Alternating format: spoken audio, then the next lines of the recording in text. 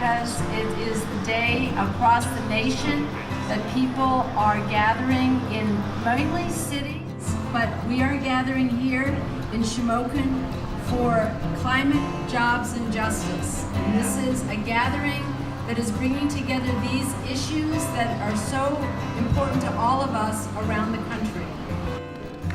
So my name is Nicole Farragunin. I know many of you here, and I'm with Susquehanna Valley Progress.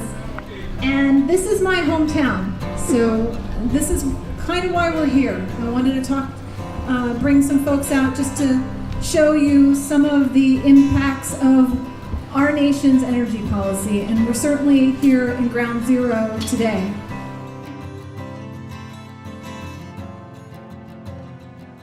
My name is Jim Kaharski. I'm president of the Shamokin Creek Restoration Alliance. We were established in 1996. This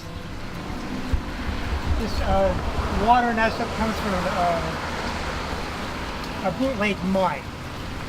Basically a bootleg mine that was about 600 feet upstream. When the ground in that over there pops up out of the ground, it comes down through here.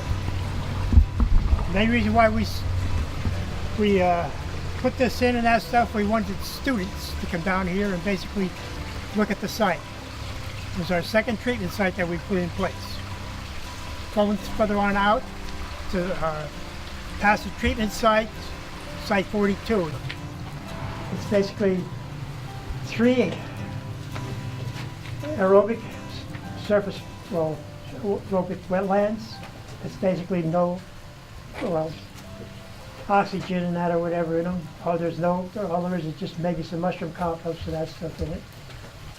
We used mushroom compost basically because that was the best as far as holding back the oxygen. The microorganisms and that stuff in the mushroom compost basically helps dispose of the iron. What do most of these landowners who own this land that's been mined, what do they plan to do with it? Does it have any real economic value to them?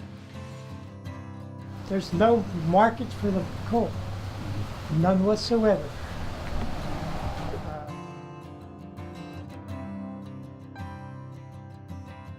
You know, today, all over the world, people are standing up and asking or demanding action on climate change. And, you know, we're standing here in a community that has been left behind. And today we're not just rising up for climate change, but we're standing in solidarity with these communities. These are the towns, not just Shamokin, but others that gave us the ability to do what we've done in this country, and then they're abandoned. And we need to see that for what it is and to come and visit them. But also I think that we need to start thinking about how to connect up all of us who come from slightly different places in rural Pennsylvania, how we can connect up and help each other and start moving ahead. People are very isolated in their towns. They feel abandoned. They feel that no one's interested in them, just as some of us say, you know, the cities have abandoned the rural areas. It goes on within the rural areas also. So to me, it's an important step to start stepping out of where we usually do our work and connect up with the people who are working in other areas or who may not be working in other areas because they don't know what to do and they don't have any idea where they can go or that anybody cares. That's, to me, is extremely important that we do this. I think this is a really great way to show people what our impacts are. A lot of times I talk with our students about we're in a classroom, we have lights on, we have a computer going, we're consuming electricity, which means that we're emitting carbon, and there's impacts associated with that. But people don't really see that when they're sitting in an air-conditioned classroom. So bringing them out here to see what the actual impacts are of their consumption, I think is really important and really powerful.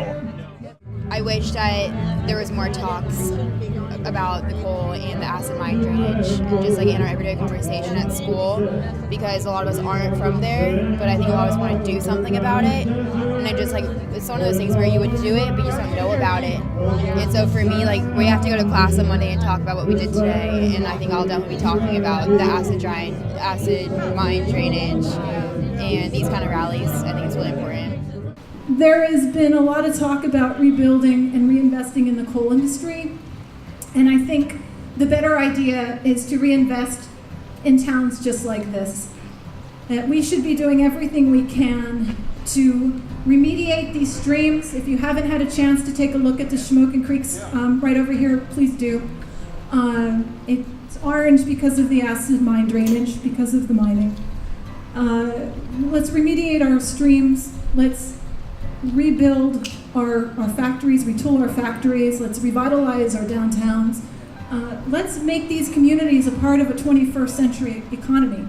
The Climate Reality Project is an educational organization aimed at getting out the word about climate change, that it's a real thing, that it's happening, and reaching out to people to urge them to take action immediately. So the reason that we wanted to do this event is because we think it's really important to connect the dots between climate change and how it's impacting communities. And one of the things that people care about, obviously, is jobs. And there's a lot of talk about the coal industry and how we need to revitalize that, and we just don't think that that's the right solution right now. What we think is that the world is moving toward renewable energy. We have a solution that's more clean, that's completely renewable, and jobs are growing in solar right now 9 times faster than the economy.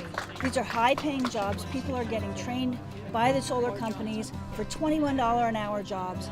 People in the tar sands region in Canada are retraining to be solar installers. People in Wyoming who were formerly coal miners are retraining to install wind turbines. So we think that we'd like to get the word out about the fact that renewable energy is here. It's already economically feasible and makes sense for us to switch at this time from fossil fuels because we're affecting the climate, but also because it's economically the best choice.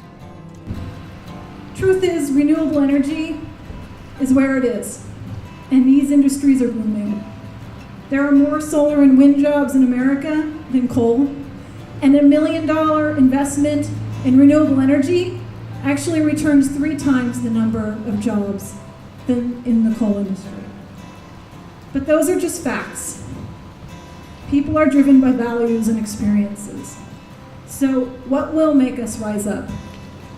Protecting the health and safety of our communities, preserving bright futures for our children and grandchildren, defending those that are already feeling the impacts of a changing climate, or revitalizing communities like this and transforming them to survive in a 21st century America. There's no wrong answer for rising up. There's only fault in doing nothing.